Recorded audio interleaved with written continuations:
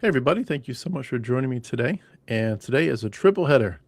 I was honored beyond words to interview with Seth Andrews earlier this morning. And then with Maria Steiner. We just got done with her about an hour ago. Great chat there. Awesome stuff. And if anyone did not get to see those, feel free to check out the replay. But this afternoon here, 4 o'clock here on March 30th, we're almost to April. Isn't that crazy? But here on the 30th, we're going to do an interview with someone named Ricky. I'm going to bring him on in 1 second, but I just want to mention that Ricky is someone that I've interviewed before, and I'm so honored to have him back, and just love the reality that people are showing up over and over on my channel and other channels, on Derek with Myth Vision, on lots of other great channels, showing up, sharing their stories. And I just want to encourage you, if any of you are seeing these stories and like the one we're about to go into, and you feel like you've got a story too, please be reminded your story matters and telling it matters. Not everyone can tell it right away. Some people have really good reasons to stay quiet for a season, and we encourage you to find the right time and to not be pushed and pressured into sharing it too early. But when the time is right, please find channels like mine and others and share your story, because you never know.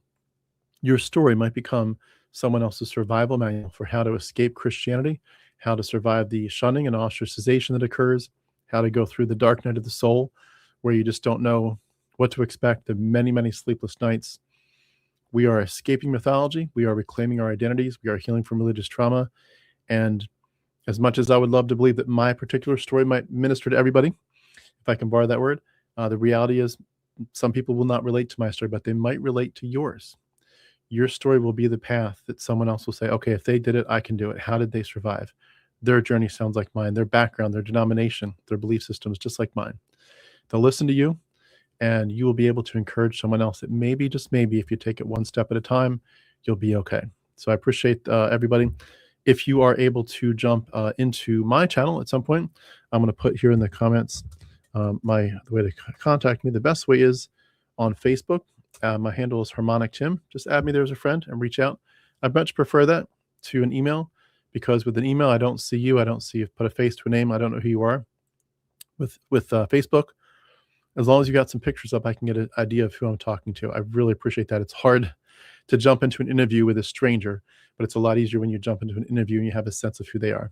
Otherwise, we can always, of course, do a little pre-interview meeting just to make sure it's a good fit. But seeing pictures helps me a lot. So add me on Facebook at Harmonic Tim. Reach out and say, hey, I have a story to tell, and we'll get the ball rolling. We'll get you on the calendar. And at this point, I'm trying to do a lot of interviews, at least one a day, ideally, and some other kinds of presentations as well every day. But we can get you on the calendar in the next 2 weeks. We can get you on the calendar in 2 months or 6 months. You tell me what's good for you, but whenever the time is right, let us know, and we would love to have you on the channel. So I'm going to bring on our interview guest for today, Ricky Johnson. Ricky, thank you so much for joining us today. Hi, Tim. Thanks for having me on. Happy Yeah, to be here. so good to see you. And for everyone that doesn't know Ricky Johnson, you're one of the few people. There's a small little group of people who have come and done an interview and then come back again. And so you're here for your second time. I think there's one person that was back 3 times, but most people just twice so far. But hopefully as the channel keeps going, eventually it will be 3 and 4 visits. But I did an interview with Ricky and his son Austin back in July of 2023. The link for that is beneath this video. Ricky also recently did an interview with the amazing Derek Lambert on Myth Vision. The link for that is also beneath this video. And also, Ricky himself has just started a YouTube channel. We're covering all the YouTube channels here. Ricky started a YouTube channel called the Cultyard, where he reflects on the psychology of groupthink from a layman's perspective. So please go like and subscribe to his channel. Give him as much support as you can, so that as he does this great work that's on his heart to share, to help us all as we're reclaiming our identities, that the great work he does also comes to your attention. Thank you so much, Ricky, for being a YouTuber. We need more people to be doing that. I'm just going to give a quick bio, and then Ricky, I'll ask you to fill in anything I missed, and then also to share some fun things like your hobbies. So Ricky is a former member of a high control religious movement with roots in a Lutheran revivalist tradition from northern Sweden. It's called the Laestadian religious movement, and we'll hear a ton about that. But he was raised in Michigan's Upper Peninsula, and he grew up inside this religious world that was shaped by a lot of strictness, fear of hell, strict separation from the world, a lot of public repentance rituals, as well as relentless pressure to suppress parts of himself to become the kind of believer that the community demanded. Ricky did marry young, and then they had 3 children. And Ricky talks a lot about how he has had decades of depression, identity confusion, and cognitive dissonance in his time in Christianity before beginning to confront those psychological costs of living inside of a high control religious system. We're going to go through all this, so I'll just keep it short, but his children's discomfort within the church, as well as his growing curiosity and knowledge, and his exposure to psychology and critical questions helped to crack open his belief system. Again, he's also a YouTuber, so please do subscribe to his channel. Ricky, that's a lot of stuff. I know we're going to cover a whole bunch of that in your story, but tell us just more about yourself and some fun things, and then we'll jump in the deep end. Well, for let's say for fun things or unique things, I like to collect. As you can see in the background, I collect a lot of toys. I've always enjoyed collectible toys, especially stuff that relates to me, whether it's science fiction or superheroes, things like that. In the last few years too, I've really got into collecting limited edition records. I have a couple hanging on the wall and I have many in storage, but mostly in the hardcore punk or pop punk genre is what I like getting. I like to find the ones that are being released that have the lowest limited release and try to get those because I enjoy collecting them and looking at the artwork on them, stuff like that. So that's very cool. Is your goal just to be a collector, or are you trying to like eventually see if you could resell them at a much higher price, or is it just you just like to collect them for the fun of it? I like to collect them for the fun of it. I like this, especially the unique presses and stuff like that. I really like the look of them, and so it's just a fun little hobby, and I just like to go through and see like I say, especially the limited ones or whatever. So eventually I'll pass them on to my kids, and then they'll probably sell them in an estate sale. That's awesome. Very cool. I love it. It looks like a fun collection too of the colors there. I can see the pink and the green right there on the wall. It's awesome. Yeah. Well, we love hearing stories, and I love the fact that your story is a little bit different. Laestadia is just that word, Laestadian, whatever we're going to call it. That is so different from so many of us. We've never heard that word. A lot of us wouldn't even really understand what the general gist of the Lutheran Church is. I'm sure in certain areas it's a given, but for a lot of us who are more, Baptist or Presbyterian, the Lutheran Church is a little different genre of what we're used to. So I have a lot of education to learn. I did hear your story again, but that was like 3 years ago. So I've forgotten some of the details. So I'm looking forward to the reminder. But if you could please take us in and tell us what kind of denomination was this that you grew up in, and what were your experiences like there? Okay, so yeah, well, Laestadius was a preacher, pastor in the Swedish state church, and about somewhere in the 1840s, mid 1800s, he had what he would call a true awakening to the path to heaven, which would be they would claim or tie back to, it goes all the way back to Jesus. So he saw the true path to heaven. So I guess course. so from Luther to Laestadius in that time frame in between them, you would have had somewhere in the world they'd say like Christianity was Lutheranism, and at some point it kind of went underground or something, and then there's like the new brightest light in northern Sweden where Laestadius saw the true path to heaven, and like I said, all those type of religions. And in the 19th century there was so many of those type of religions that popped up that that's when you get into a lot of the left behind stuff where you're gonna get pulled to heaven, stuff like that. So anyway, with Laestadius, once he had that, eventually, like in the late 1800s, it got brought over to the U.S. So it spread that way. And that's crazy. Like it almost sounds, you've almost only said like 3 sentences, and it sounds so culty already. That's crazy. Yeah, it is, because it's very, very high control, because in that area at that time there was real bad problem with alcoholism. So he really had fire and brimstone preaching. After he had this new awakening, he had fire and brimstone preaching against alcohol. And for people, if that helped them get away from alcohol and improve their lives, that's a good thing. But the problem is, you've done that through a psychologically traumatizing way. There are other ways to do it besides that, And there's a whole history of political things going on at the time in Sweden and stuff. There's so much related to that. So if anybody wanted to take some time and look into the roots of the Laestadian movement, they'll find some fascinating stories. Can I ask you, do you happen to know, just if you don't, that's fine, but do you happen to know if they're still a big deal in Sweden, or if they've died out there? No, it's still our elders, the church elders, are still in Sweden. So in like Sweden, Norway, Finland, there's churches, and then in the U.S. and Mm. between U.S. and Canada, I can't remember what there is, 33, 38 churches, something like that. I've seen numbers anywhere Wow. from 30 to 50,000 people are in this movement. And they're Well, still all. I shouldn't say in this movement. In our sect, the sect that I was in specifically was the Old Apostolic Lutheran Church. Hmm. There's many different sects because as these type of religions go, there's been many splits over the years. Yeah. So like they would consider like ours, they call them the firstborn because they're like the strictest. They would claim that they're like what Jesus would want.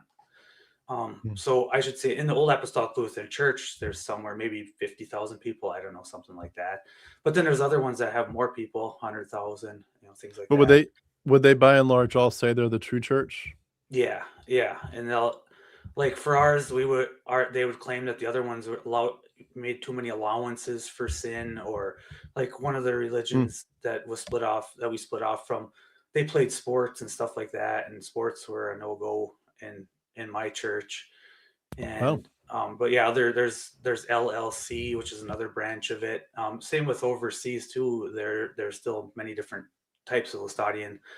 And when I've shared stories in the past too on different interviews and that, there are Laestadians that pop in the comment section and they'll say like, well, that's not true. That's not the way it is in the Laestadian movement. So I try to be clear on all of them that I'm giving it from a perspective of the Old Apostolic Lutheran sect of Laestadianism, because there is Hmm. variety of differences. There's always, just like any of those type of movements, there's always splits because different people get different ideas. And I don't know, what is there, somewhere between 43 and 45,000 different versions of Christianity. So it's the same thing. You get splits because somebody knows better. They'll tell you if you understood the Bible correctly, this is the true way. And it's like, well, that's why there's like 45,000 different Christian religions. Because if we all understood it correctly, Yeah. Now, did you'd your be in this one. parents were your parents Laestadian?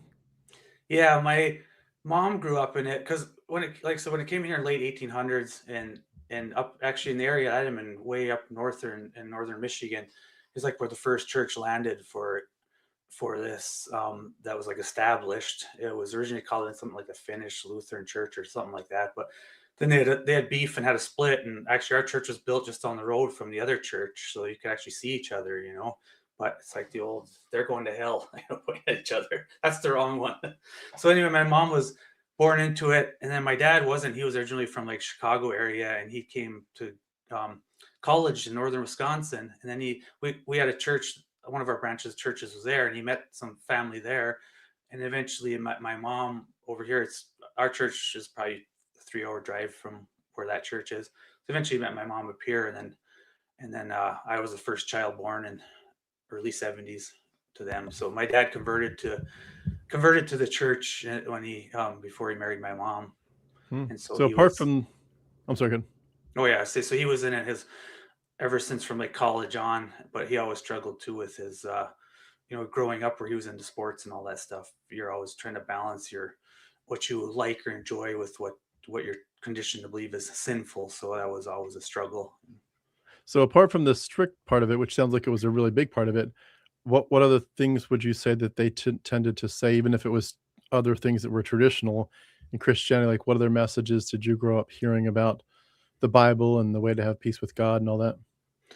Yeah, so for peace with God, we have a what they call it's like a forgiveness movement, which takes, well, whenever anybody feels like the depths of sin and the breaking of the heart, they'll ask forgiveness from another true believer in that religion, and that person will testify their sins forgiven in Jesus' holy name and his precious reconciling blood. So like Jesus has given them the power to forgive sin, but it's through Jesus that another person in the church is testifying forgiveness to the other person.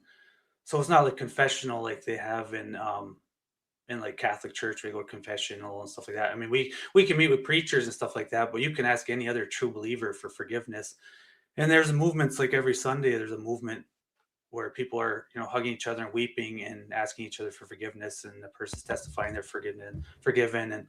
And then like on Communion Sunday, it's a much bigger movement. Hmm. So the like the a lot of a lot of like I say, when it comes to like into church, there's a lot of trying to be as like pious and humble and like what the preachers preach real slow and monotone, and there's a lot of worry about like having too much joy in your heart, or they call light-mindedness, because that's when like they'll claim that the devil will come in when you're too light-minded, or if you're joking around or things like that. So the preachers will preach in a real monotone way, and then when they gets near when after they preach for a while, you can all of a sudden you can hear like an inflection in their voice where they get to speak a little bit higher, and that's when it's almost like that cue of okay, the movement's about to happen. I always refer to it as like the Pavlov dogs thing, where you hear the noise or change in inflection. That's when your emotions all of a sudden boom, go to the surface, and you can hear like the buzz in the church and the people starting to weep and hugging and testifying each other's sins forgiven and stuff like that. So they handle it quite a bit different than I've seen and observed in a lot of different religions, where they might either just ask God for forgiveness, pray to Jesus for forgiveness, things like that, where we actually do it from each other, but it's not our power, it's Jesus working through us, like when he breathed onto the apostles type of thing, where he Hmm. breathed onto them or whatever. So There's definitely some uniquenesses there. I know you're only scratching the surface, but that is very different. It's funny. I forget what it's called, but there's another church I've been looking at their YouTube videos recently, where it reminds me a little bit of that. But they believe that they're literally like the actual current apostles. Like that, there's like a whole group of people that are the elders, and they think they're the current apostles, like the only ones in the whole planet right now in this yeah. little teeny church. But the uniquenesses of these groups are fascinating, but very sad. Did you feel like you were, as a child, enjoying your time at church? Was it miserable? Because I mean, just at a glance, 1,000-foot view, what you've said so far, that sounds absolutely miserable. Like, what was it like as a Yeah, little kid? yeah, it was. I mean, as a kid, I'd like to sit there and draw, color, daydream, whatever, play with toys, stuff like that. And I've talked about in other interviews too. Is like I think a lot of us know that have been in cults. That 4 years old to 14 is when they can really capture your mind through conditioning. Yeah. So as much as even at a young age, things seemed kind of illogical or didn't sit right, you have that conditioning from the preachers in your brain, that little bit of part of it, of that fear of hell, because that's a big thing, is pounding that fear of hell into you. So you always have that nagging in your brain, no matter what your natural inclination is to do things you enjoy or whatever. So it's like you always have that, and then you're always trying to be something you're not, which is what a lot of these religions do, is try to make you more like you're supposed to be like the rest of the group. So that's what I also had, is that social aspect. So between that little bit of nagging of the fear of hell from the conditioning from the preachers, and also your whole social groups here, your friends, your family, everything. You, I'd say most of my life from especially going into early teens into mid teens, late teens, stuff like that. I never felt like I fit in, but you're also thinking, well, I'm gonna eventually become more like I see of these older pious Christians that seem like they're doing it the right way.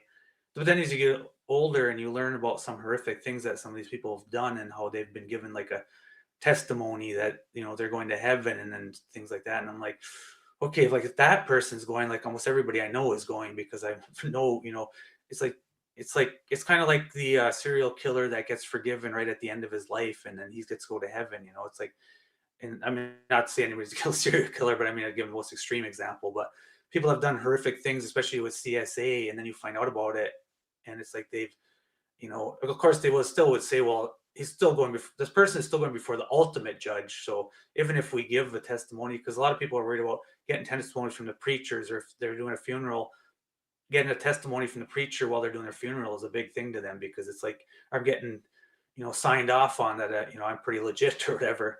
But then they still will say, like, you still got to go before the ultimate judge.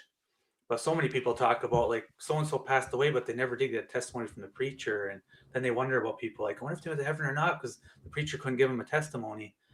And I Yeah. think I can't remember part in the Bible it is, but it specifically says something about that, where you can get testimony of man, but in the end of the day, that testimony doesn't really carry any weight or mean anything, because even a man that you might outwardly seem like you're this good Christian, perfect Christian, do the things you're supposed to be doing, at the end of the day, they don't really know you, because so many people keep a part of themselves hidden and stuff like that. So Yeah, I mean, it seems too like when you're in a church like that, and the people are trained to fear, of course, to sin, but beyond that, also to distrust their own natural inclinations, their own curiosity, the lightheartedness you mentioned.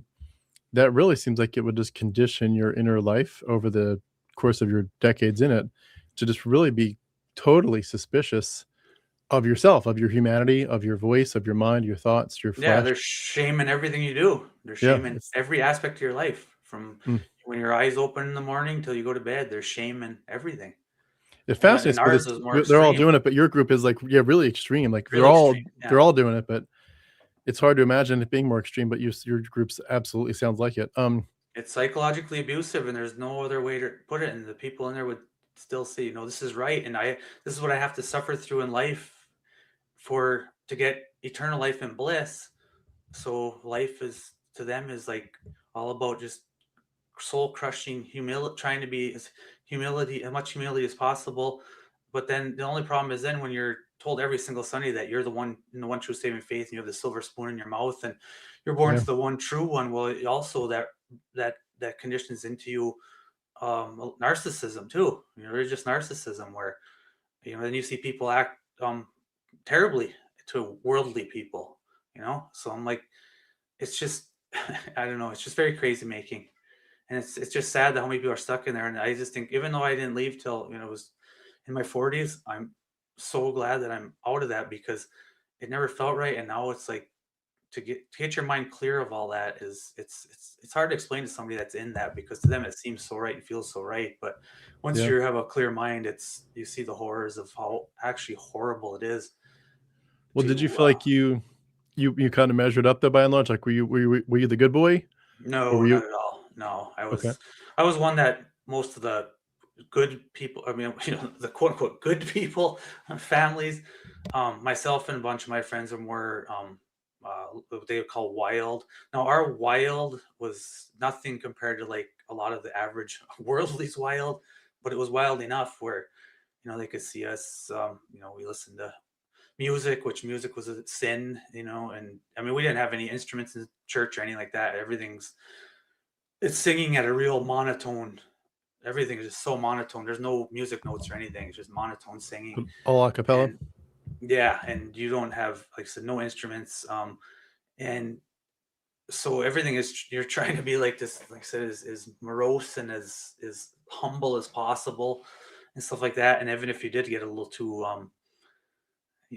like I said, light-minded, at some point you feel guilty because, people have been rebuked, like, oh, we got a little too light-minded there and stuff like that. So it's just so like growing up, like I said, I told this on Derek's channel too. I said back, because most of my late 80s and early 90s was my prime time for like teen years and stuff like that. And I had a mullet back then, long hair, and my buddies and I listened to music and stuff like that. And like I said, the other people would see us, and we weren't as strict as we should be. So they don't want they don't want their kids hanging around with us. But we still had a big, huge crew of people, which was actually a mixture of kids from the church and worldly kids that liked to hang around with us, because we were fun and we had a lot of fun and stuff like that. And there was a lot of kids that would come to church with us just to hang out. So after church, they could come with us and we'd go to the beach or go to the beach or do whatever. So it's like we It's had really we had a cool lot of kids. fun. Yeah. But then you Wow. also have that guilt, is like, yeah, I'm this wild child who's listening to Ozzy Osbourne and Metallica and stuff like that. And that's something I'm gonna have to repent for. And there was times in my life too where I might take all my tapes or CDs, as the things went along, and like put them aside. Like, I shouldn't listen to this. Well, a couple days later, I'd pull those things right back out, throw them in my car, and be jamming the tunes again. So it's like you're the rebel. So even though you're enjoying the music, there's always that little nagging in the back of your head, like, you die right now while you're singing away to this music you love. They warn you about that. Would you want to be hearing that kind of music if you got in a car accident and you're dying? Would that be a good testimony for you? And it's just like, now when my mind's clear, I mean, yeah, that'd be the way to go. It's my favorite music. It honestly sounds like you probably were spared some of it, but just because you were naturally, into other things. But I could imagine that for someone that really bought into it, like totally, and tried to be the good person and measure up to all the little rules, that it must have felt like you're just being buried alive. That's Yeah, just crazy. when they talk about, religious scrupulosity and stuff, I saw examples of that all the time in church to certain people that it was just life was a torture because it's never you also want to control people because you're supposed to be, shepherds of the flock, so you're also keeping an eye on other people and you're supposed to rebuke them and stuff. And there's people that would drag other people to the preachers because you're doing this and that, and we should go talk to a preacher. And then it's not like you can say no, I don't want to go talk to a preacher, because then that's bad, and they'll go talk to him and they'll want to drag you into a sit down with a preacher and say, well, you've been a bad example doing this and doing that and things like that. So for the most part, I try to stay just more quiet and keep myself what I liked and enjoyed hidden as much as possible because you don't want to deal with the hassle of that. And so it's like I would just kind of just be, especially as I got older, I'd just be more of a loner and Yeah. kind of do what I enjoy and stuff. And I like to play basketball and stuff like that. And there wasn't a lot of people in church that were into because some of the people will play sports as you can't keep score or anything like that. But like we'd have a rental for hockey once a week, but then you don't want to keep score because that might bring up bad feelings, or you might get too high on yourself if you're too good of a player, things like that. But like hockey was big That's because the area crazy. we were in has so much snow and ice. Well, then I liked basketball a lot, so I'd play with guys from work, which were worldly guys, and those type of things you just go do. But people would say like, he's supposed to play basketball on Tuesday night with worldly. It's like shame on him. But I Yeah. enjoyed it. I did it for like 20 years until my body told me you're getting too old for this now. But Now, would you say though that all those years you had a right relationship with God enough to say I'm going to heaven, or were you at some point thinking you were actually not saved, and how did you deal with the all those I like the really important questions? yeah, I would think that I would think that like God knows me and knows that in my heart that I'm trying. Like I don't want to do they'll call them willful sins. Like if you're going to, let's say you're going to go to like a place you shouldn't be, like you're going to go to the movie theaters or something like that, but you made plans to go and you're going at certain, or let's say a day later or whatever. That's more like a willful sin where you're choosing this. So, and it's kind of a little bit different than, let's say I'm hanging out with a bunch of buddies and they say we're going to movies and you kind of just slip and get dragged in. That's a little different type of sin. Even though they say all sins are the same, which is more like crazy making, because it's like, are they all the same or not? If there's willful, not willful, it's kind of goofy. But so like in my heart, I'm thinking, well, God knows me. He knows that I'm a person that's trying, and even though like, and we'll get more into it when I talk about my depression, and then like being having a hard time controlling emotions and being quick to anger, things like that. It's like you're telling God, okay, you're bargaining with God a lot, because like I'm doing this. I know I shouldn't be doing this. I feel guilty about this. Like I'm gonna stop this at some day, and they'll even say like, don't try to just stop and then later maybe then go ask forgiveness or talk about it.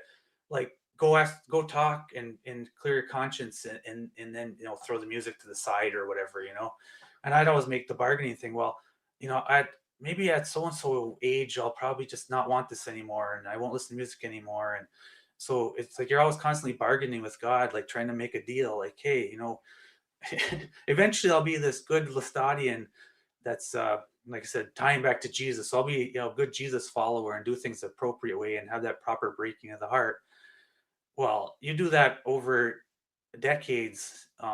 It's like I said, cognitive dissonance, which I didn't know about at the time. I didn't know what cognitive dissonance until I was in my 40s.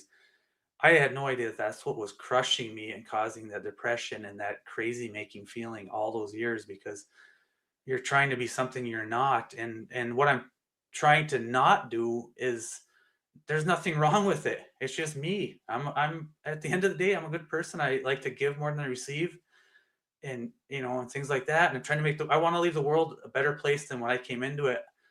But yet you're conditioned to all these little, what I call little petty, just silly things that, well, at a time when you're in the church and you're conditioned into it, seem like horrific things. Or even like now, for when I was a younger teenager, I used to love to go to concerts. I loved live music. I really enjoyed it. And then when I got married and stuff like that, I was like, I'm going to be a good example to my kids. I'm not going to go to concerts, but I didn't go for a few decades. Wow. And since I've left the church, several years back. I've been to many concerts and stuff, but even people that from the church that see pictures of me online at a concert, well, looks like he's in hell. And I thought it's just so funny how you can be conditioned to see something that's not really there. So I'm sitting there and having the time of my life, enjoying it for not any sinful pleasures, but just because this is fun and this is me, this is what I love. And to them, it's like he looks like he's in hell. And it's like it's so funny what you can do to somebody's mind with conditioning like that. So I'm assuming, and this is probably obvious, but just want to make sure you probably weren't allowed to really like investigate any other ideas, or like I'm No, guessing things like secular psychology was like devil's work kind of stuff. big no. Yeah, Wow. you're And conditioned every Sunday to fear looking into things. so And when that's you finally did look at anything, was that the kind of threat, like that if you do this, for example, if you looked at what a secular therapist might say, was that like the kind of thing that would get you going to hell? Or was that just like a church no, but you were still secure in your relationship with God? it'd be a dangerous slippery slope where they talk about the devil takes you by the pinky, and by the hand and stuff like that. So you could do, like, many years ago, my wife was in an accident and she had trauma from the accident, so she had a therapist. Well, the preacher told her, it's okay if you get therapy for that, but don't talk about the church. So it's like you can't, even related to the CSA stuff that I talk about the church, when you're going in from the perspective of, like, you can't really be open and honest about your experiences with the church or what the church is like, you're leaving out a big part of your life, because those churches are so all consuming in your life. Every minute of every day is practically church related in your mind, no matter what you're doing. So you can't get proper therapy if you're holding back anything from a therapist. And a well-trained therapist, if you told them everything about the church and what your life is like, a well-trained therapist is gonna be like, "Well, that's a cult," like that's not good. That's not healthy. So it's like you can't. You're people that, if even people from the church that might get therapy or need therapy for certain things, if you can't share all of you, it's not going to be effective to do therapy if you can't be all Yeah. open and honest. Well, what you said about when you said don't they told you not to talk about the church, it almost makes me wonder too if there's like a sense of like don't reveal our weaknesses or our sins as a church, because like if there's CSI like you said or something else, it's like we need to preserve the unity of the church and the purity of the church, at least the appearance of it, at all costs. And that leads to such a double standard. I mean, it's like you can't be honest about the struggles. I remember um, having that in a sense with my relationship with my dad. And I went to an elder to talk about, having struggles with some of my dad's issues. And my dad was horrified that I'd gone to an elder. It's like this idea of like, do not reveal what's going on behind the church doors. Like this is our little private conversation. And that's just kind of creepy when you think about it. It's Mhm. almost like that's exactly what a creepy guy that's doing stuff that's touching stuff he shouldn't be touching. That's exactly what he would say is don't tell anybody what I did. Yeah. And that's really scary when you have church leaders at that level who would say and think that kind of stuff. When you mentioned marriage, by the way, how did you and your wife meet again? When we were teenagers, we went to different schools, but we met at our local shopping mall. I was But she was 16. Laestadian.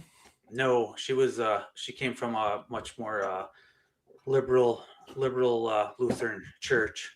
Okay. Quite a bit. I think they're the ELCA now or something like that. Anyway, so, Well, it sounds like everybody's liberal compared to that church. well, yeah, that is true. Even many sects of the Laestadian churches are too liberal for the old Apostolic Lutheran Church. But Yeah. so anyway, yeah, we met when we were teenagers. I was 16, she was 15. We dated for several years, but as she's hanging around with me and my group, and she was friends with a cousin of mine and stuff like that. So, as I told you earlier, there's a lot of people that were worldly kids that end up coming to church, just like I said, to hang around with our group of friends because we had so much fun. And this was back, pre-cell phone days, so a lot of it's just hanging out and just having fun and sitting in parking lots and listening to music and smoking cigarettes and stuff like that. But so she started coming then, and then at some point, she was having some other, home life issues that those are like when people are having any type of home life issues, and they might be primed for like a religion like ours, where you feel like there's more control. If you're in a if you're in a situation where you feel like you don't have as much control of what's going on. So between that and plus me saying, like, telling her after we've been dating for a while that I would never end up marrying somebody that wasn't from our church, because as much as I would might have been a more wild child or wild boy, I knew that eventually I want to marry somebody that was, a Laestadian girl, because then I figured we'd be able to, when I became a good, perfect Laestadian dude, we'd we'd be able to have like the right type of family, and go to heaven and all that stuff. So between me saying I'd never marry somebody that wasn't from my church, and then her also having, like I said, the prime pickings for the conditioning of the church when she came for a long period of time, and it slowly picks away at her. And then I think most people that end up coming to our church from outside, majority of them are through relationships. It's most of the church is just grown in from the inside from having 10, 12 kids each, Right. and then every Got once it. in a while there's somebody in a relationship pulled in. But then, like when we got married, all those years that we were married too, we were always trying to, it's like more struggle to try and balance our worldly lifestyle. Or, well, they always say you can't have one foot in the church and one foot out. Like it's like our preachers told us, it's all or nothing. Like this is the faith, it's all or nothing. Well, I always try to balance that one foot in, one foot out, where I'm kind of worldly, kind of Christian. Amanda, my wife's the same. I see. Oh, she put a comment in there. In the OALC, you are not encouraged to have a personal relationship with God, only with the preachers. So yeah, that's something we can talk about too. You gotta go through the preachers for everything. They'll tell you the right way to think and believe. You don't have any thoughts of your own. So you don't Read the really go to Bible. God in prayer? No, you'd have to go to preachers for the proper understanding. Which God? Well, that Oh, is technically God, because God's working through them. right. So it's like a mediator, they would call it, even though there is in the Bible, it'll say there is no mediator. You can go directly to God. But no, in our church, it's like you can't have a, um, even when they, read the Bible, they say, well, you can read the Bible, but don't come away with your own understanding. Come see the preacher and we'll tell you what things mean and stuff like that. Hmm. So So anyway, if yeah, my you wife eventually got indoctrinated into it enough where she was still a little, we were always a family that was a little too liberal for a lot of other families, so we didn't get asked a lot to be like godparents to other kids. I think we are maybe to 2 or 3 kids in the church, because it's like we didn't show the proper outward right.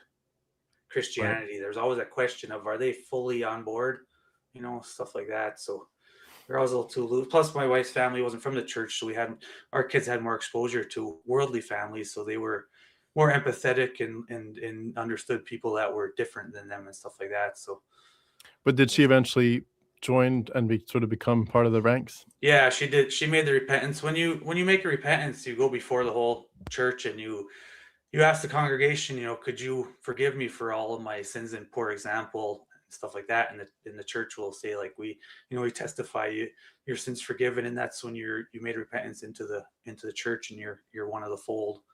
But even then, if you come from outside, you're still always had that little bit of stigma on you that you were a worldly. So people say a lot of things about, it's like it takes some people years and years and years to fully get in with a group, because you got that worldly family. And there was like people from my wife's family, if they passed away, other people at church would say, like, I don't really know what to say. I'm so sad that your family member is not gone to heaven and stuff like that. Even though they were a true believing Christian and like the sweetest person ever, they just because they were a worldly, they can't be gone to heaven because they're not doing it the proper way and stuff like that. So it was always things like that always kind of bothered me, and obviously, and bothered my wife too, because it's like these are people we love, and then you hear judgmental things from people in church that they're not saved. It's those are the type of things that I talk about the Mormon. I listen to a lot of Latter-day Saints interviews, and a lot of them talk about that shelf where things get piled on a shelf until eventually that shelf breaks. And that's what I had Exactly. over a lifetime, is just keep putting little things on that shelf until eventually that shelf came down. Like I can't just sit there and just turn off my brain and just believe all this stuff, and these logical fallacies that I observe and stuff like that. I can't try to kick those to the curb anymore. I have to examine this and see, is this real? Is this true?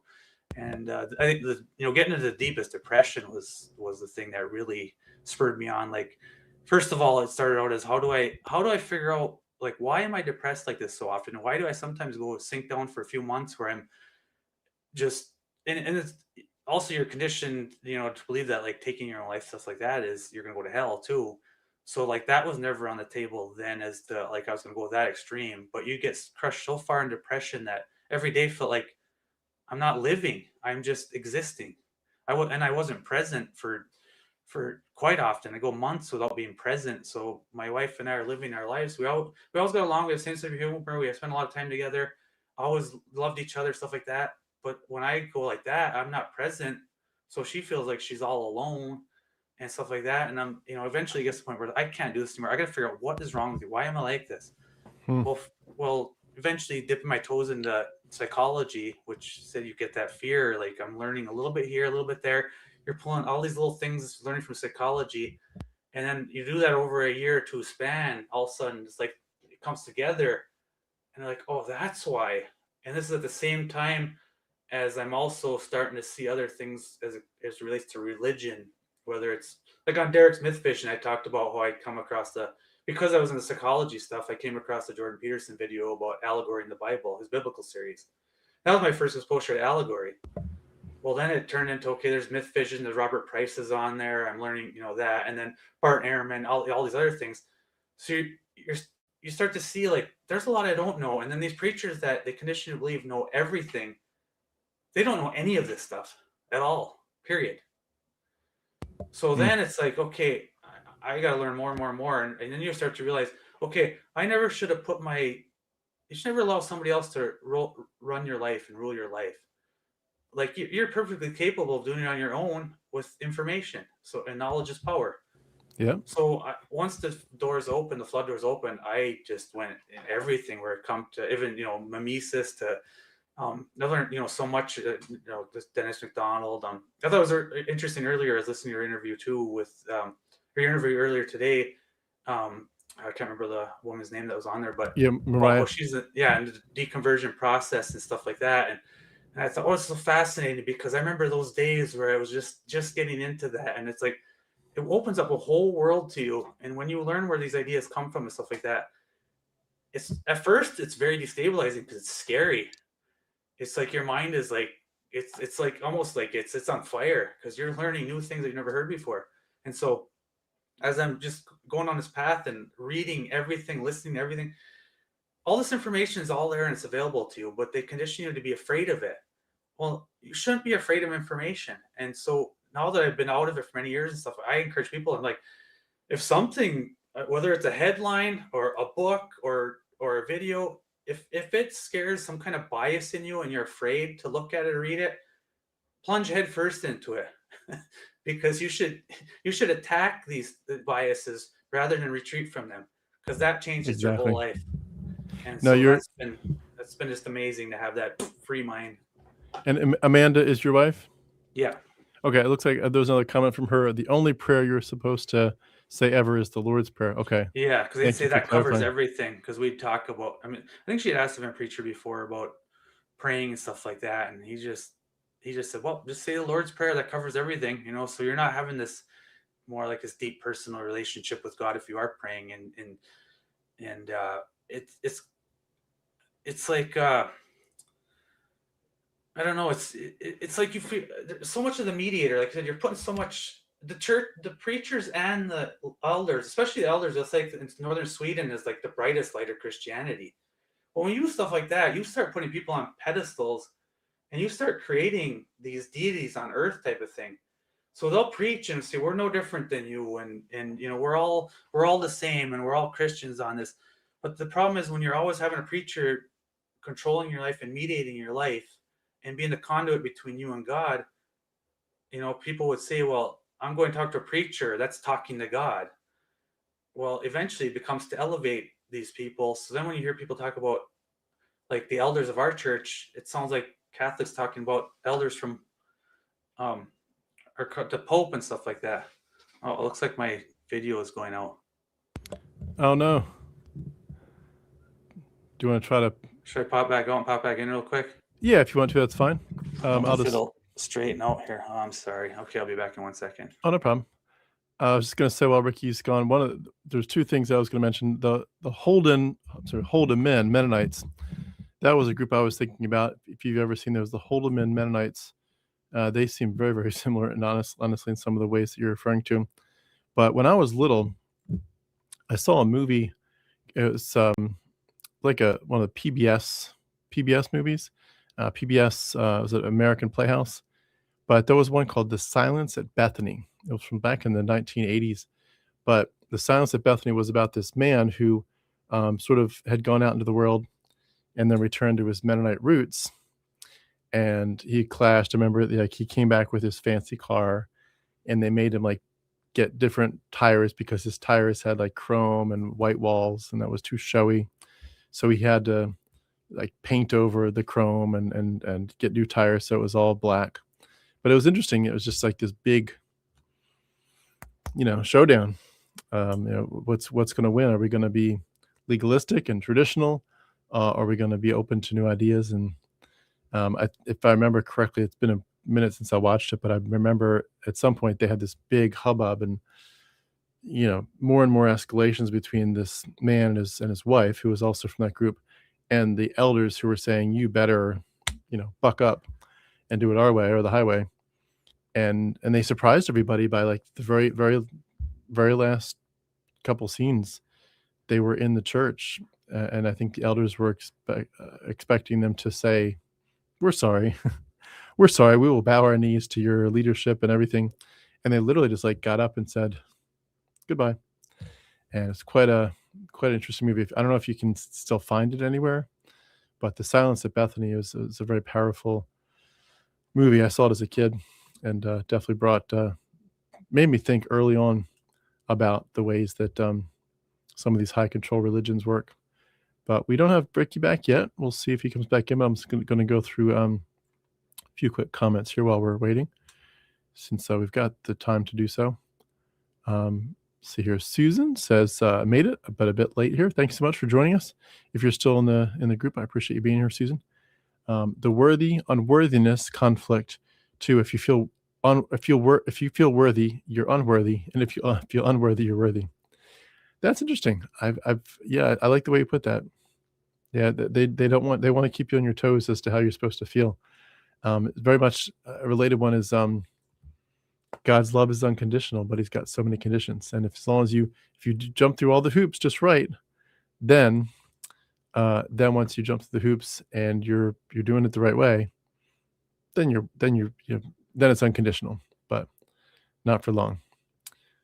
All right, Ricky's back. It looks like you switched cameras on us. Is that right? To a different computer. The other one, it just died on me. It's a new No camera. problem. I'll be sending that back to her, a new one. These things happen, but I'm so glad you had a backup option. A lot of people don't, so that's cool. Yeah, I was just scrambling as fast as I could. All right. You didn't miss much. Yeah. That was zip. But very quick. But I was just mentioning two things. I was mentioning number one, a movie I'd seen when I was a kid called The Silence at Bethany, about a man who had gone back to his Mennonite roots and had a big conflict with the elders, and eventually had to move on. But that sounds like a similar kind of church. And also thinking about some of the things I've learned about the Holdeman Mennonites, about the strictness and this exclusivity. But going back, and I was just starting to read some comments here. Let me just actually check real quick if there's any more comments that are really relevant. Okay. I don't want to take us off track, but just give me one more minute here. Let's see here. Love Dr. Pepper says, Susan, yeah, I used to maybe subconsciously try to make myself feel bad to feel better. What a horrible system. The truth is you are all worthy and have every right to feel worthy. I like to believe everyone's good at heart, but I'd say the right way to live is do your best to do no harm, and otherwise live your happy and authentic life, whatever that may be. Yeah, you're here. I'll drink to that. Whether you give more, receive more, or do both, equally doesn't matter as long as you're not stealing. Do whatever makes you happy there. You are just as deserving of great things as everyone else. Yep. All said. Personally, I'm the opposite. There are a few issues I'm strongly in the middle about, but otherwise I'm pretty much a hardcore leftist. I have this one coworker who has always been nice to me, but because of her conservative values, I never want her raising any kid of mine. Yeah. Honestly, Jordan Peterson's way too authoritarian for me to consider a good influence at all. Yeah, granted. I I don't think Ricky's necessarily trying to say. No, I'm not endorsing Jordan Peterson. I agree. Yeah. I disagree with him on quite a Yeah, bit, quite a few things. He was just It a was just happened to be the conduit. thing. Yeah. Susan, again, personal prayers were vanity. Certain knowledge might be psychologically good for some and psychologically harmful for others, but everyone should run their own life and be happy and authentic, not submissive. I'm going to, it looks like Love Dr. Pepper, you've got a lot of comments. I'm going to keep going and get us back to Ricky here, but thank you so much for your comments. And then last one here. Do any of you remember The Thief in the Night from the 70s? That was some frightening stuff about hell. Yeah, and just to mention that one, I've actually interviewed the main character, like the preacher in that. I've interviewed his son. So, and I'll find that here, that link if anybody wants to. Oh, yeah, that's right. I remember that one. Yeah, Jamin. To revisit that. Yeah. Jamin Collar. It's just fascinating to see some of these preachers where like the dad is the preacher or the main whatever. I have interviewed Chuck Swindoll's son. I haven't yet got Abraham Piper's son, but same concept. Abraham Piper, John Piper's son. I'm sorry, Abraham. He's same thing, deconverted, and it's just fascinating how it's like you get these hardcore preachers, and then in many cases their children are like, "This is bullshit," and you've got this whole congregation following you, but your own children say this is nonsense, and I don't want to follow it. It's just fascinating how often that happens. But going back to your story, when you finally got to a point where you said there's some issues here, what were the main questions that you were trying to answer or that just popped up on your radar? And did you feel like as you were getting more and more answers that you were getting more anxious or more peace as you kind of realized you were having a split here from your old belief system? I'd say I got more peace. Even a couple weeks ago when I was on Derek's channel, we were on Myth Vision, and at one point I had said something like, I don't know if I would call like if I had trauma, from the religious stuff, but then after I ended the interview, I reflected on like how I felt when the first year or two after I left the religion, stuff like that, and I thought I was downplaying it because I compare, like you hear so many horrific stories of what people have gone through, especially because the CSA or things like that. And so I was like downplaying, I think, how I felt and what I had to go through and how I had the work I had to do to get out of it, and how difficult it is psychologically, because you're going to lose your community, you're going to lose all your friends, you're going to have family members that are uncomfortable around you, or not want to include you on everything, stuff like that, because it's too difficult for them to be around you, things like that. So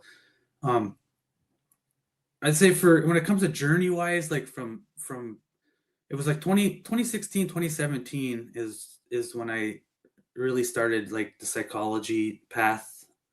And then between 2017 2018 is when I really started going down the rabbit hole of examining like the history of Christianity, especially I'd say the idea of hell, and how hell was, how much of it was like grown over time, and like a lot of the stuff that was like the people now they're so afraid of stuff, a lot of that was only done in the last few hundred years, so stuff like that. It's like as I'm going on this path, and then I get into 2018, and my mind is the day where it comes where my mind is fully clear, where I realize I can no longer go to this church because it does not fit into my lifestyle. I know that it's not correct. I also become aware of like who I am and how, like when you understand cognitive dissonance, stuff like that. So like 2018 is when I knew that I have to leave this. And then as we talked about like on your channel before, and when I did an interview, it was like I had to wait for the right time to talk to my wife about it, because she was, I just gauge where she was as a believer and stuff like that, because I assumed she was a true believer. But then when she started bringing up things that she found problematic, it gave me an opening to talk about it. So by that time, I had learned enough and I knew enough to have no fear of I have no fear of hell, because I mean, when you go down to, you go through like Dante's Infernos and the levels of hell ideas, and then Paradise Lost and how the hell myth grows. And And then when you think of like Greek god Pan, and like you get more into like the devil look, like what does the devil look like? You know, things like that. You go down this whole path, you realize like we're conditioned to fear. And then even when you go back to like people like to throw, they read things into the Bible. So like what we were taught and pounded into us was things that were read into the Bible. They're not actually there. It's just like you're conditioned by somebody who had an idea, and then you're conditioned to see things. And then once you go look at it with clear eyes, you realize that's not really there. You took this little thing and you created a narrative around something, but it doesn't actually say what you're trying to tell me it says, you know, stuff like that. Well, once I had gone down that path, and then you, especially when you go through like the Odyssey and you see literary parallels and with the Gospel of Mark and Acts of the Apostles, and then you see that there's so much imitation of like Greek epics, things like that. At that point, your mind is so clear to know that what you were trying to, what they're trying to condition you to believe is true isn't true. Okay, it's like now I'm here, I know this, but now there's this whole social cost that gets added onto this now. So it's like, okay, my mind's clear on that portion of it. But now, how am I going to navigate this with me, my family? I'm going to cause pain for family members too, which I took into consideration as well, because I'm like, you can't be something you're not just to appease people because you don't want to make them uncomfortable. But I'm Right. also empathetic and in my in my heart don't want to hurt people. So it's like, now how do I navigate this properly? Well, the thing is, it's good to have different interviews and into like I told you before we started stream too, like in the Laestadian community and ex-Laestadian community. I've done a lot of interviews and done a lot of active stuff socially to try and help people to help them navigate through this. And then once they're out, like to try to, how do you build a new life for yourself and things like that. But you still, it's like, it's so difficult because no matter, you can try to do everything right. And you still, it's such a difficult thing. Things still aren't going to go the way you think they're going to. There's humans, there's emotions involved. So I also want to share, like, over time, is like, okay, this is what I did that I probably shouldn't have done, or at this point when I talked, like, so a family member came to talk to me to try to save me. At that point, I wasn't in a mood where I wanted to really have like a nice dialogue. It was more like asking them questions that I know they didn't know the answer to, and causing them cognitive dissonance, and they'd retreat, And I don't go out and evangelize to anybody. I don't go out and tell people you should leave this church. That's never my intention. My only intention for sharing stuff online is I want to provide community and comfort to people that want to leave or in the process of leaving or have left. Like for myself, I'm in such a good place mentally, and healthy, and I feel so good, and like all the pieces in my life have come together. But everybody has different experiences in different situations and stuff like that. So I just want to try to like say, this is what my experience is, what I've seen that has worked and hasn't worked. But always going into this expecting like whatever you think is going to happen, it's going to be difficult no matter what. And how Yeah. you come out of it. Some people I see decades later are still struggling, and I feel terrible for them. And even though from, like I said, 2018, I was out mentally. And then I stayed in the church for almost a year after that, until it was the right time to exit and then later my wife did or whatever. So it's like from 2018 on, it's not like, okay, I left the church and now my life is perfect and I feel happy and healthy and everything's good. No, it was every year getting a little bit better, learning a little bit more, coming to understand yourself, coming to understand situations, coming to understand other people. And so here we are, you fast forward to 2025. And so this past year is the first like full year where I can say I'm happy, healthy. Like I know who I am. I've come to such a good place in life where it's like I'm able to handle things where I'm more restrained. I'm not, don't like, up until 2018, I was real quick with a temper, stuff like that. Things agitated me. Because if you're getting depressed like that, you're going to lash out. And then not being present for my wife, off and on for all those years. So I'd go through these rebounds where everything would be going well, and I'd be, in a little bit of an up, and things would be going good. And then you have almost like this self-destructive thing because you're so depressed, you drag everybody back down with you. And so it's like from Yeah, it's true. 2018 on, I'm just a different person. I'm able to have conversations without getting defensive. I Yeah. just feel like I've told my wife this a lot in the past year. I said I feel like it would take a nuclear bomb dropping on my head for me to get like twisted up or feel like the world's falling apart. Like I'm in such a good spot that when things do happen in life, which always happen, I'm able to deal with them, you know, knowing so much about psychology, so I'm able to deal with them and and say, okay, this has happened. Now I've been able to condition myself to learn like, okay, you can't look backwards. Like this has happened. Now how do we navigate this forward? And I even think even this is when I was still back in the church, but I think back to like when I was 24 years old, late 24, not quite 25 yet, is when I kind of had the epiphany in my life. Like I'm no longer gonna hold like things that happened to me in the past or like my bad relationship with my dad or things like that. He has bipolar and stuff, so it was very difficult trying to navigate my relationship with him growing up and stuff. I mean, when I was like 20 years old, he told me that the moment I was born, he didn't like me because when my mom had to take care of me, it took away attention from him. So that helped me understand my whole life as to why I always couldn't get along with him. Is because he didn't like me. He said from the moment I was born, because my mom had to take care of me. So I'm like, and for several years, from teens till 24, I struggle with that. I was, I get outbursts of anger here. You're trying to navigate your life. I lived at my grandma's for many years. I lived in an apartment in high school for a year, stuff like that, because I couldn't be home with him. And it was better. Like my grandma and grandpa, when I lived there, they said, I think it's better for you here than living at home with your dad because you guys can't get along and stuff. Well, once at 20 or whatever, when he told me that, I figured, okay, now I finally understand. Like, I got a little bit of knowledge here as to why we don't get along, because it's because he didn't like me. So maybe from 20 to 24, I still acted out. I might go on. I was never like a drinker, like alcoholic, but I'd be the weekend warrior type. I'd go with my buddies and blow off steam and act like a knucklehead. I remember at like 24 years old, I'm realizing I don't want to be like this anymore. Like from this point forward, I want to provide for my wife and kids. I want to be the ideal type of husband I should be, things like that. But when I knew all that in my mind and I'm trying to do the best I can, but I'm still struggling with that cognitive dissonance of the church, which I said at the time, I had no idea. And here you go, another 15, 16, 17, 18 years of dealing with it.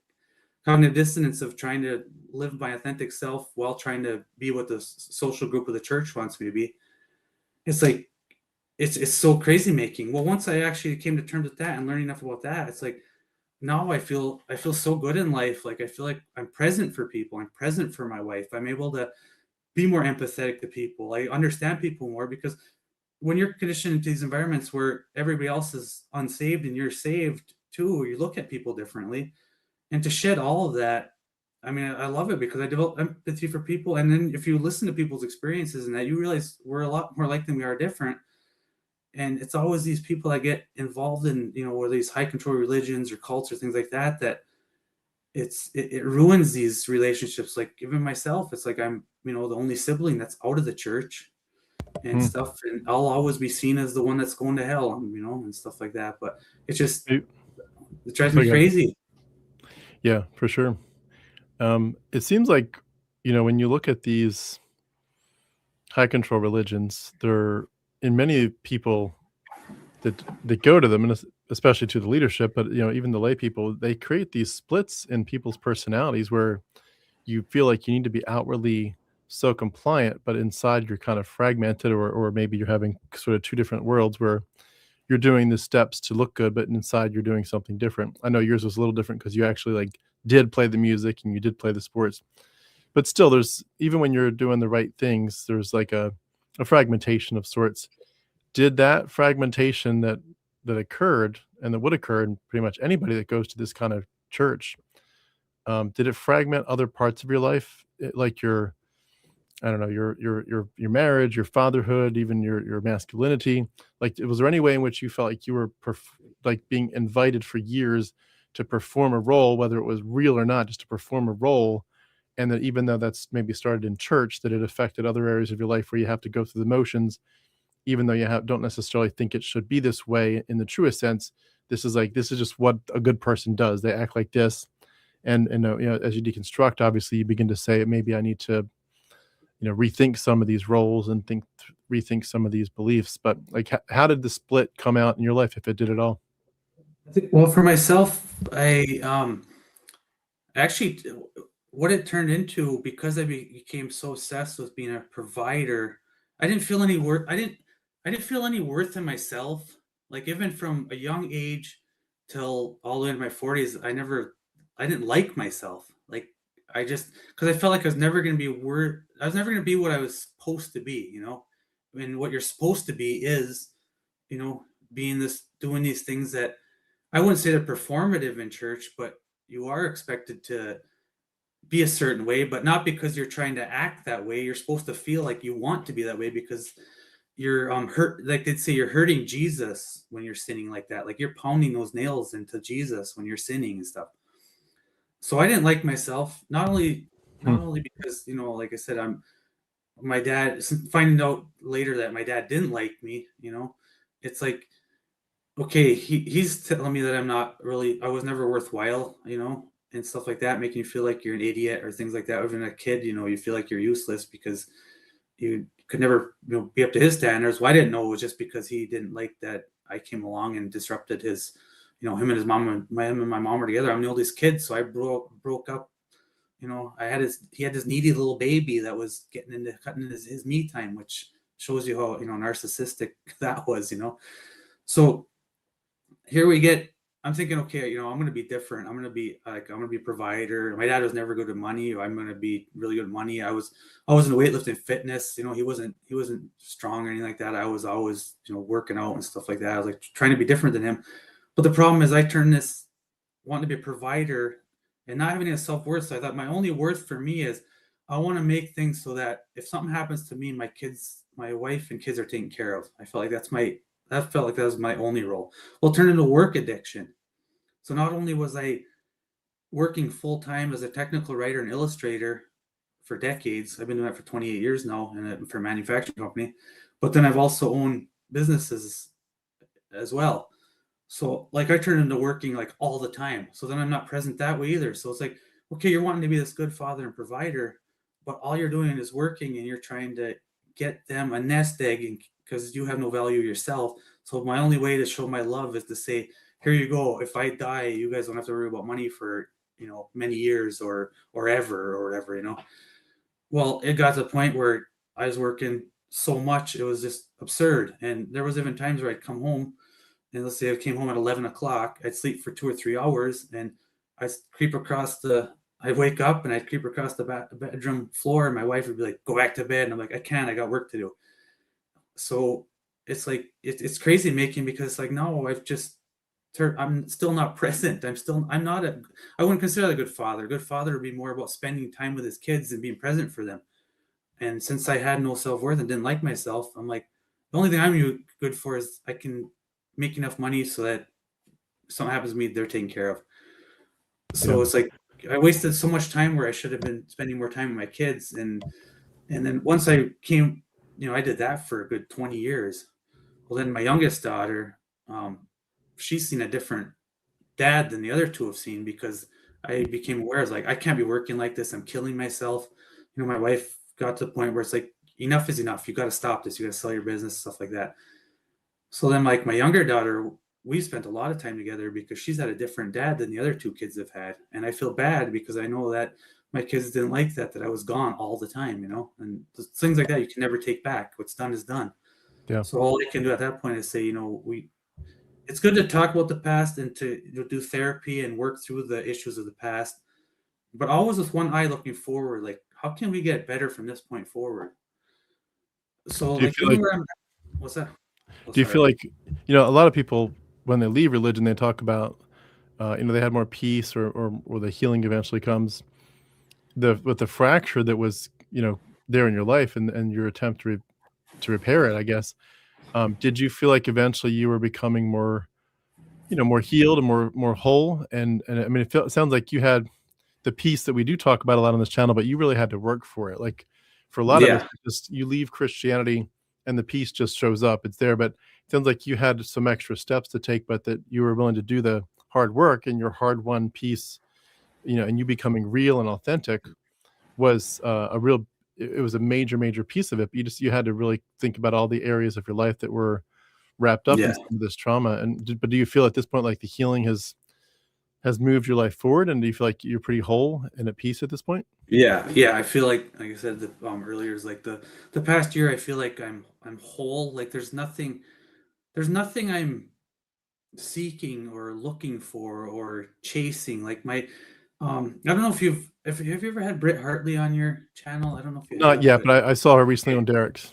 yeah, you got to get her on yours. She's excellent. But I'd come in the past year, so I've become aware of like what creates meaning in my life.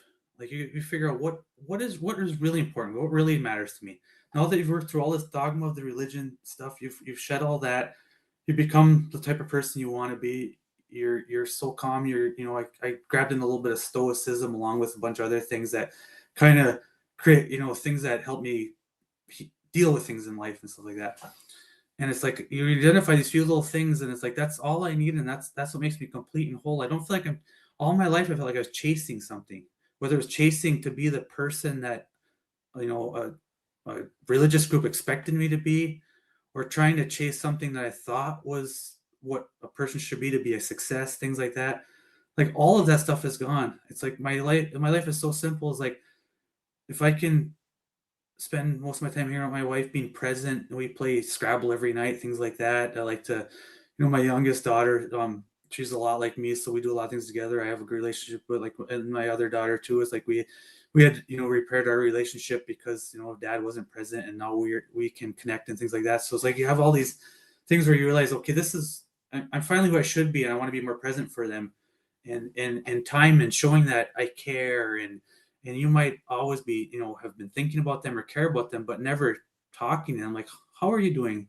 Or being, instead of like trying to be a problem solver for them, just say like, how are you feeling? And things like that. So I think it's crazy to think that I got all the way up to 52 years old before I became who I always wanted to be. But you never get up and keep working at it. And I was always like the type that would say, well, you just pull yourself over bootstraps and you just got to do it. But the thing is, some of these things take years and years to get to the right place, and you can't help, where you were born, who you're born to, all those other things, what situation you were born into. You can't help any of that thing. But it's like, it is what it is. And I never have like anger, bitterness. I never look backwards on that stuff. I don't get depressed and stuff like that. And I say all these things too with also full acknowledgement that some people have gone through horrible things and a lot worse situations than I have. So I'm always sympathetic to people that are still struggling, or, and that's why I always want to be more like when they're a cheerleader in their corner, to say, I hope you eventually get to the place like where I'm at. And I'm thankful, like telling, when I talked to my wife and told her how I feel about church, and laid it out, basically, I can't go there anymore. Like it's not good for me. I mean, but if it provides you comfort, I will come sit with you on Sundays. But like, I don't believe it, and I can never believe it again. Things like that. When you bring that up, that could totally destroy your life and destroy your relationship. And people have gone horrible things, and I'm aware of like how difficult time that you've had in the last few years and stuff. And so I'm very thankful for where I'm at, but I'm very sympathetic for people that don't have the same situation. So that's why I always like to, like I said, try to be a cheerleader to those that gone through, many people have gone through divorces, or been written out of wills, or been cut off from family, or things like that. And like, even when it comes to family, like if there's family members that don't want to be around me, I feel, it makes me feel bad that they don't want to be around me, but I also understand, especially since I'm like a champion for in the corner of people that have been through abuse, like especially ex-Laestadian community and people that have been through CSA. I've tried to be there for them and be an encourager to say I got your back, that type of thing. Well, to people that are in the church, that makes me like an evil worker and stuff like that. And I feel bad like that. There's people in my family that don't want to be around me, or don't like me, or think I'm evil or bad. Naturally, that doesn't feel good, but I'm not going to be something I'm not to make someone else feel comfortable. So if somebody doesn't want to have a relationship with me because I'm doing that, that's a them problem. It's not a me problem, because I know where my heart is. So Yeah, exactly.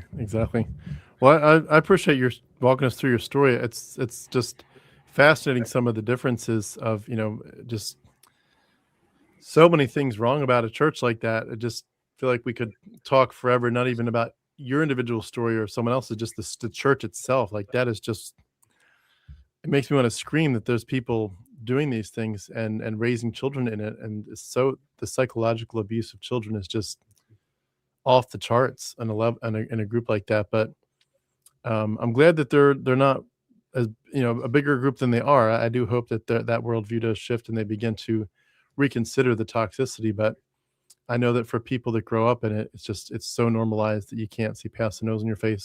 Well, in terms of just going to I want to bring us to a wrap up here in a few minutes. I do want to just see if there's any comments that we need. Looks like not much has come in. You were talking about workaholics, or you're being a workaholic, and Susan says lots of men in the church are workaholics.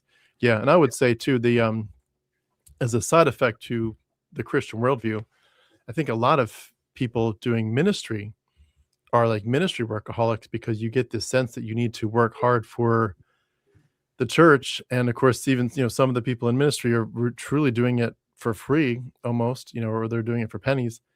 And yet you're supposed to just give and give and give with the sense that your reward is in heaven. And so even if you're not like a workaholic, you're just like a volunteeraholic. You can volunteeraholic yourself to death in the church, and I can certainly attest to that. But it's fascinating but sad.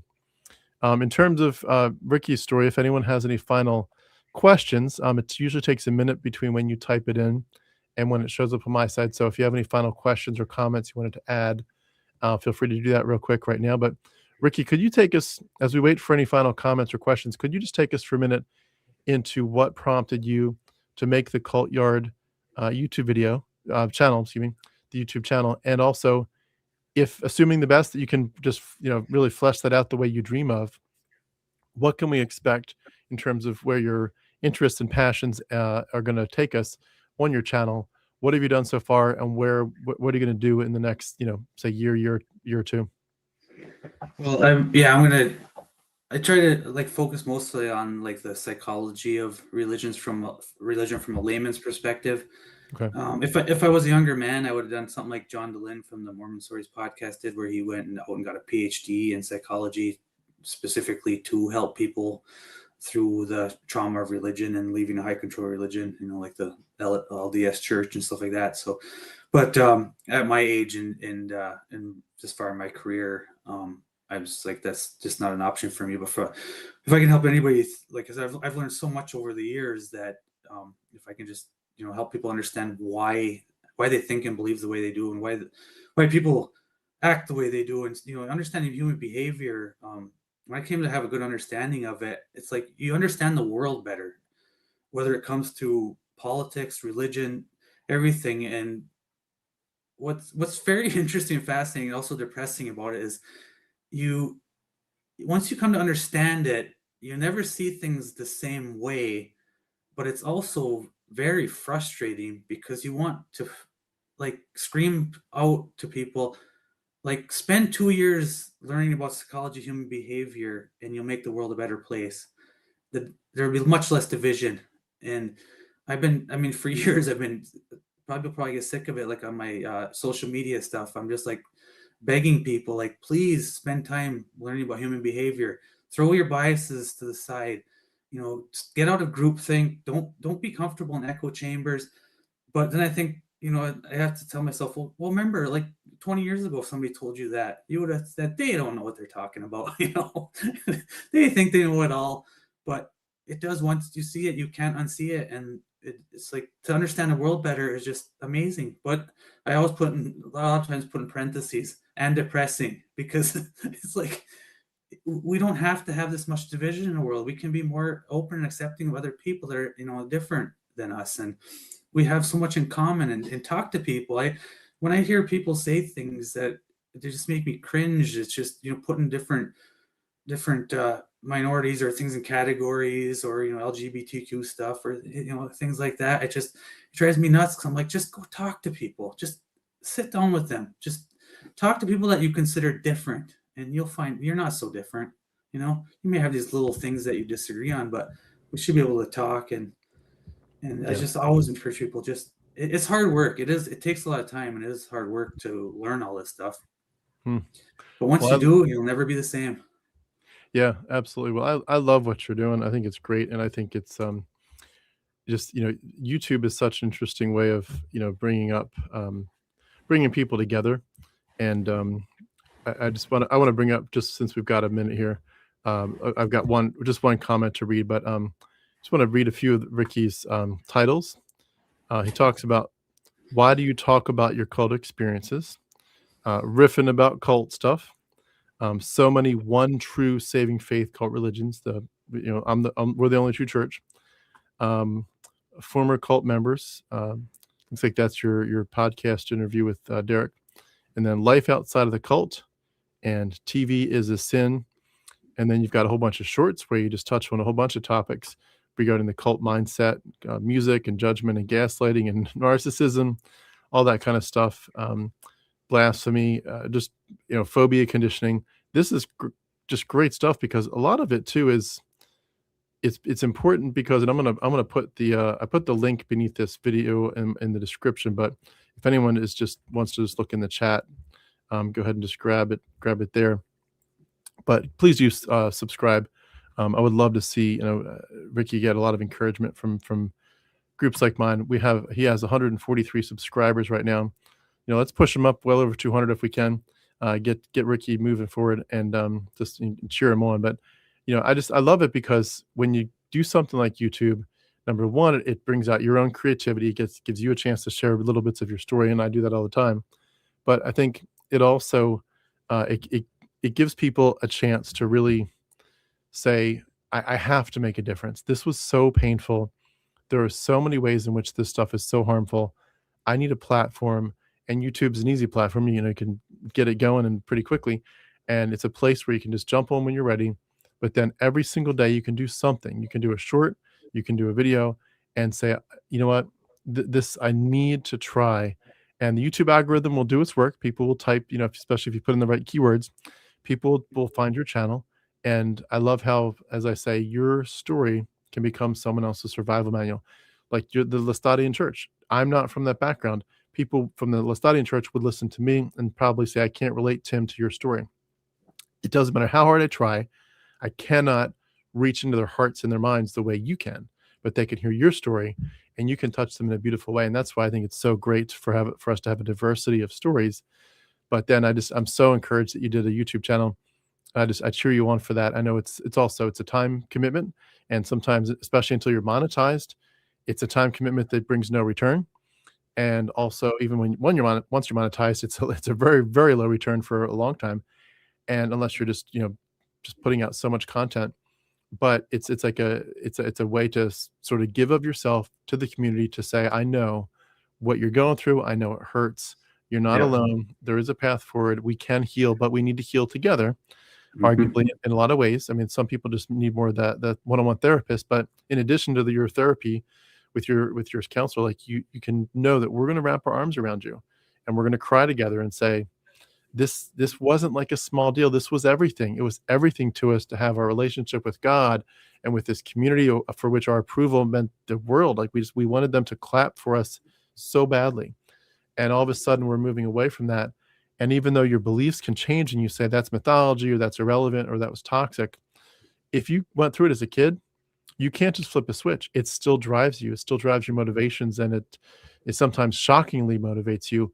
And you try so hard to get rid of those old roots and old tentacles and old spider webs in your head, and they're still there. And it's like channels like yours, and hopefully mine as well, we help people to just process it more. And I was just interviewing Andrew Jasker yesterday, who's a therapist, and talking about shadow work and going back to your childhood and trying to sort of heal the inner child of you that remembers the spankings, that remembers the preacher pounding on the pulpit, that remembers the hellfire, that remembers the fear of the rapture stuff, remembers the fear that maybe there's a demon in my room. You go back to that child and sort of have a conversation, say, I want to help you, 5-year-old Tim, 5-year-old Ricky, I want to help you heal. And honestly, that stuff's worth its weight in gold. If you do the hard work, the headspace work, eventually you realize you are truly traumatized, but because you're facing it head on, you are also truly healing. And I don't want to put that process off any more than I probably already have. I want to be healed, and I want to face what's happened head on. And so I appreciate it. So you got get my vote of Yeah, approval. I thank love you.